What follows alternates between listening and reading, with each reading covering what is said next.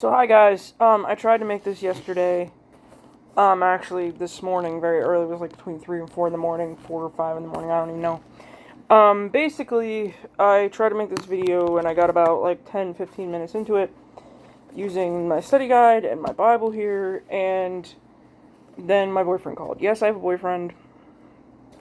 Not really gonna talk about it because, one, this video is about God. Two, I just feel like every time I talk about my significant other on this channel, that I don't want to say that I jinx my relationships, but that it's just, it's not that I'm ashamed of him at all. I think he's a wonderful human being and I love him very, very much. I don't know, every time I talk about somebody on here that I'm dating, I don't know. But I don't want to put that kind of energy out there either because I feel like that's, wrong also. I don't know how to explain it. Yes, this is icing. I had it, I was eating it, whatever. I make weird snack combinations, and I was putting icing inside of, ice cream cones to see if it would taste like those, the drumsticks where they have, the chocolate inside of them. I was trying to see if it tastes like that. It doesn't. This is icing, not actual chocolate, and, because I'm craving something sweet, and my brain won't shut up until I eat something sweet. That is bad. It's food noise. It's my food addiction coming back, and I'm worried about that because I don't want this to continue. Okay? Anyways, so the story I was reading was about Hagar, if I'm pronouncing that right. I did go and read the verses last night. I kind of read them in a rush, so I'm not going to sit here and pretend that I remember everything. But that's the name, and it's a female, and I feel like Hagar sounds like a guy's name, but also biblically and, originally it could have been a female's name. But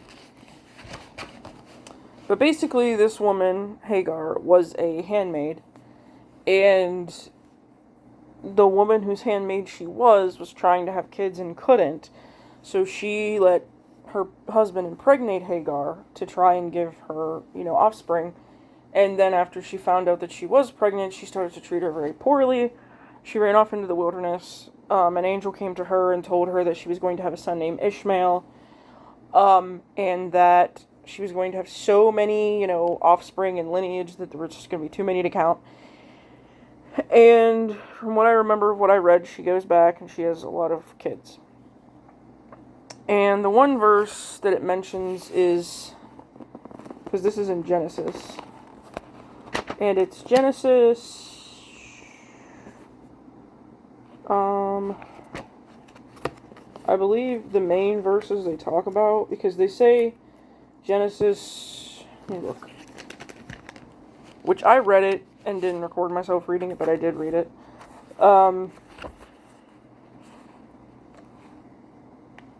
So this might be more of an abridged video. It was Genesis 16, and this is Genesis 16, and then Genesis 21, 8 through 21. I forget what all I read. I don't remember it very well. But so it was Genesis 21, 8 through 21. So we're going to go back and read that really quickly. I'm not perfect at reading the Bible. I'm not, I've already made that abundantly clear, I hope. I'm not the best person to look at for, religious lessons or Bible lessons or anything of that nature, just because I feel like I'm not the best teacher in the world. But this is Genesis chapter 21. I believe it says 8 through 21. Let me look again, because my memory says... Yes, 8 through 21. And I'm sorry you can't see me, I apologize. I'm going to try and put it over here and read it. And the child grew and was weaned, and Abraham made a great feast the same day that Isaac was weaned. So, I don't know how old you have to be weaned, but I'm assuming they mean, not consuming breast milk anymore. And Sarah saw the son of Hagar, the Egyptian, which she had borne unto Abraham, mocking. Wherefore she said unto Abraham, Cast out this bound woman and her son, for the son of this bound woman shall not be heir with my son, even with Isaac. So, they won't be, like, together, I'm guessing. I could be reading this wrong, and I apologize. And the thing was very grievous in Abraham's sight because of his son. And God said unto Abraham, Let it not be grievous in thy sight, because of the lad, and because of thy bound woman. In all that Sarah hath said unto thee, hearken unto her voice, for in Isaac shall thy seed be called. And also for the son of the bound woman will I make a nation, because he is thy seed. And Abraham rose up early in the morning, and took bread and a bottle of water, and gave it unto Hagar, putting it on her shoulder and the child, and sent her away. She departed and wandered into the wilderness of Beersheba. I am not good with these. I believe it's Hebrew names. And the water was spent in the bottle, and she cast the child under one of the shrubs, and she went and sat her down over against him a good way off, as it were a bow shot. For she said, Let me not see the death of the child. And she sat over against him, and lifted up her voice, and wept. And God heard the voice of the lad, and the angel of God called to Hagar out of heaven, and said unto her, What aileth thee, Hagar? Fear not, for God hath heard the voice of the lad where he is. Arise, lift up the lad, and hold him in thine hand, for I will make him a great nation. And God opened her eyes, and she saw a well of water, and she went and filled the bottle with water, and gave the lad drink. And God was with the lad, and he grew and dwelt in the wilderness, and became an archer, and he dwelt in the wilderness. And the children... Wait, did I miss an entire... Yes, I did. My bad. These pages are very thin in this Bible, and I'm always afraid of ripping them, but I'm also afraid of, like, not turning them right. He became an archer, and he dwelt in the wilderness of Paran, and his mother took him a wife out of the land of Egypt. So that's, like... And basically this whole lesson, if you have the same study guide, basically it talks about how Hagar felt heard. And it doesn't say it in my Bible. I believe they try and say the same thing, or they interpret it differently, but it says that Hagar was the first recorded person to call God Elroy, which means, you are the God who sees me. The God who sees me when I feel like I'm not being seen, who hears me when I feel like I'm not being heard, kind of thing. And now we're going to the reflect portion. Now, I know I kind of rushed this, but I don't like filming things twice because it doesn't feel authentic. I have my laptop behind my phone so you can kind of see me better. It says, sit up straight, take a deep breath. Using the art element on the previous page, take a moment to reflect on the story. This is the art element. It looks like, ironically, it looks like a painting of, like, shrubs and stuff reflecting on water. It says, ponder. Invite God to speak to you. When was there a moment in where you felt unseen, then or now? There's been a lot of times in my life, I'm sure, but I can't think of anything specific. But, and my apologies, but, it's kind of my own fault in my own life, because I have trouble sticking up for myself, because when I try to speak about something that's bothering me, and I know my last video I talked about my work, and, you know, how the lesson pertained to what was going on, and that lesson was, I know I can remember it, but because I just read this one's on the top of my brain right now. The last lesson was Esther, and how... Hold on. I can look back at this. It's fine if I look back at it.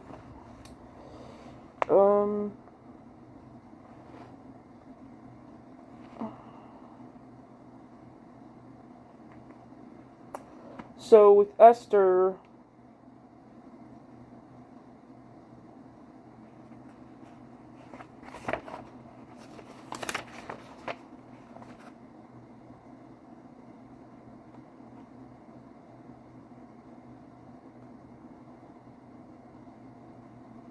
Okay, so Esther was the one that was married to a king, and the king's like assistant or something tried to convince the king to kill all of the Jewish people, and she spoke up and said, "Those are my people." And she, saved her people by doing that, even though as a woman she didn't have a lot of,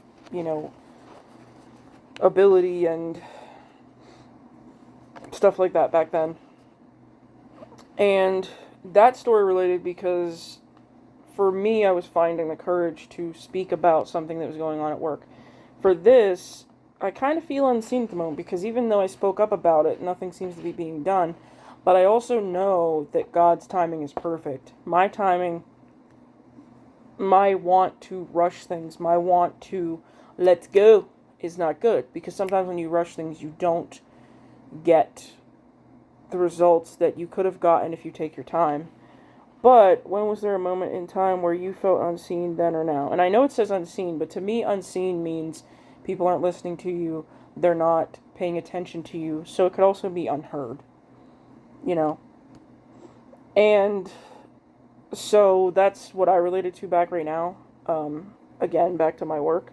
Which I'm not trying to talk shit about where I work or anything like that because it could happen anywhere, right? Situations can happen anywhere where you work. And I know that there's only so much that can be done. There's only so much that can be accomplished. And there's only so many steps I myself can take, which talking to somebody about it who's higher up than me is something that I can do, which I've already done. And anyways, there's only so much that I can do in that particular method. How can the community of God's people embody the name of the God who sees? By letting people know that God does see you, even in times where you feel like He's not answering your prayers, even in times where you feel like, again, that the timing that you want isn't being responded to, because He sees you, but He doesn't just see you. And it doesn't say this, but He can see you and hear your prayers. But He can also see people who are part of the scenario. They're part of what you're asking for. They're part of the job you want. They're part of the car you're trying to afford. They're part of the house you're trying to move into. They're a part of that book you're trying to find that you can't find. They're part of that, whatever it is that you're praying about. There are many working parts to that prayer coming true. And He could be working on you and the timing with you, but He could also be working on them. They could be praying about something that's going to help you, and He's trying to figure that out, along with what you want. Not that He's not paying attention to you, because He absolutely is, but you know what I'm saying? Because, I think a lot of times we get in this bubble of confusion of, stuck in, tunnel vision of what our prayers are, and it is kind of selfish, but I understand, especially if it's pardon me, I worked all day, a job that you really need, or you need a new car because your car's on its last leg, and this car loan really needs to come through, or something like that. And you may think that God's, not listening to you because it's taking time, but that car you want could be something that later on down the road is going to have hundreds of recalls. It's going to be unsafe for you, your family, and He may be working on trying to show you, hey, see what's on the news right now? That car has axles that just snap willy-nilly. Don't get that car. And give you an opportunity to get a car that's not going to do that. And that's something that I just thought of the top of my head, right? Because people want a new car because they say a new car is more reliable. And it's new, so its parts aren't old. But here's the thing. A lot of new cars have not been vetted. They have not been driven hundreds of miles. They have not been in, through years of wear and tear. So they don't know how they're going to break down from 2 years of driving. And nobody wants an unsafe car. Now, I'm getting a little off topic here, but you get what I'm saying.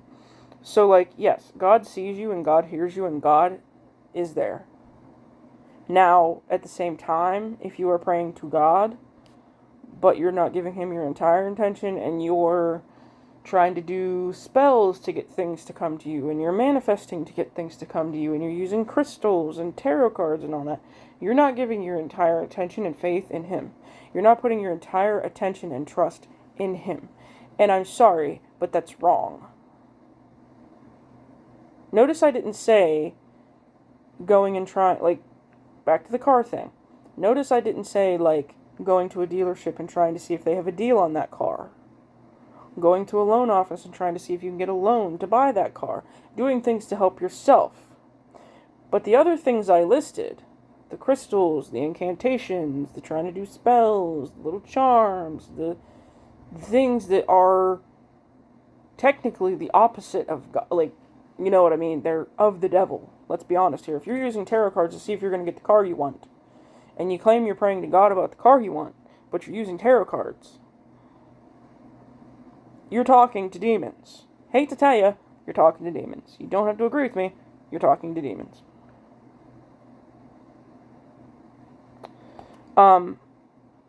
Who are the unseen around you? How can you make them the center of your story? So, when I originally filmed this, I talked about how I work in a nursing home, and even though I'm not a caregiver, I realize in the back of my mind that some of the residents there may not feel very seen or heard. Even if they have a roommate, their roommate's like 5 or 6 feet away from them, and if they're both bedbound and one has a TV and the other one has a TV, they probably don't do much talking. So sometimes I'll just talk to them. Like, I'll go to take their clothes in or something like that, and I'll have a conversation with them. And I know I shouldn't, because technically that's taking time away from my work, right? But some of them don't really get visitors. Some of them just kind of sit there, and I feel really bad for those people. And so I try and talk to them. Some of them I don't talk to because they don't seem like they want to talk to anyone. They seem like they're not the most sociable or the friendliest, so I just kind of leave them alone, because if they seem like they want to be left alone, I leave them alone. But if it's somebody who seems like they're up to talk, and I also notice this person's never had a visitor, and I've worked there for 5 or 6 years, right? So if I notice you haven't had a visitor, unless all your visitors come in the daytime, so I could be wrong, and you seem down or sad, and I go in to put your clothes away, and you start talking to me, I'm going to let you talk. I'm going to talk back.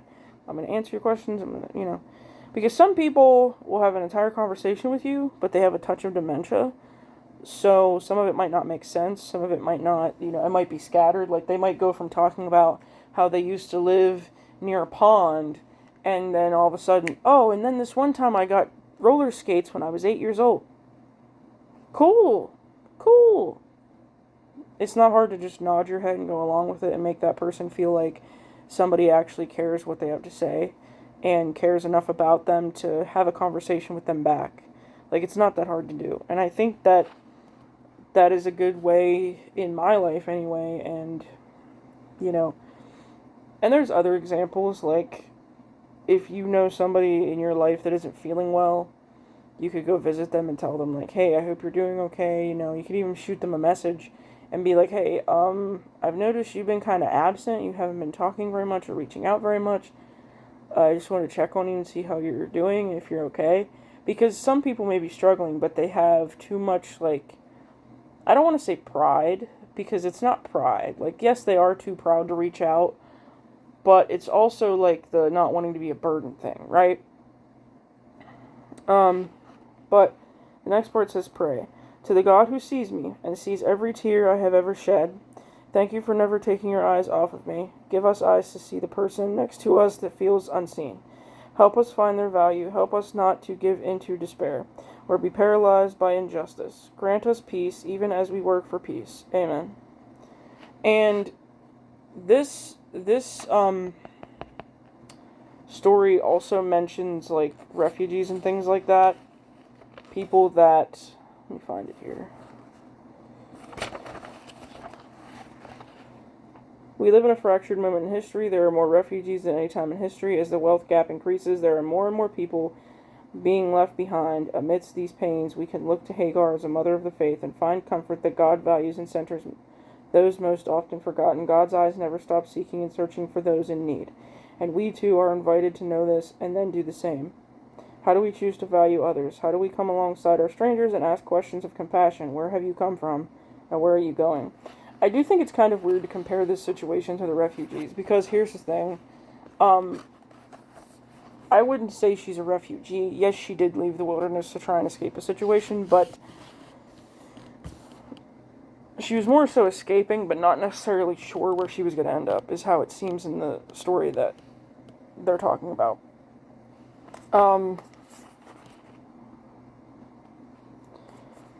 So, to me, that's different, I guess.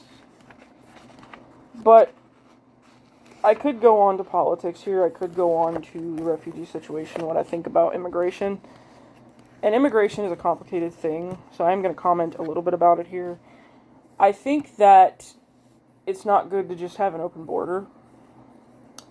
I think that it's good to vet people. I think that it's good to have a process that people have to go through in order to be here. I think that people who come here to escape a life that was bad, and a situation that was bad, they should get help. They should have access to the resources to become citizens. But I also think if you come here to live under the radar, commit crimes, and do bad on American soil, then you shouldn't be here. Because you're clearly somewhere where you don't have citizenship, you don't have any identification, nobody knows how to track you down, you're not a documented person, and you're here to do crime. That's wrong. You should be sent somewhere for that. Just as a citizen doing the same thing would be sent somewhere for that. It might be prison instead of Alcatraz, but if you went to any country in the world and tried to go live there without telling anyone who you were, where you're from, what your intentions are, and not getting any documentation, and then kind of like slowly figuring stuff out as you're living there, and somehow also having money, resources, a place to live, you wouldn't get all that without having citizenship in other countries. You wouldn't. Without at least having proof that you're trying to pursue citizenship. And I know that I started talking about politics when this video is supposed to be about God, so, I'm going to stop there. But I hope you enjoyed this video. Thank you for watching so much. Somebody asked me in the comments of my last video for a beard video, so I am going to do that, because I assume they mean a re-up on my opinions on beards, because I made a video back in the day, like, way, way, way back, like, I was, like, early 20s, I might have been 19 or 20, or 21 or 22, that I said that beards are gross. Because I grew up in a small town where if somebody had a beard, that meant they didn't shave, they didn't bathe, they were gross. Usually. So, maybe I do need to make another video on that. But, again, thank you for watching. Have a beautiful night, beautiful day, beautiful life. Thank you. And God bless.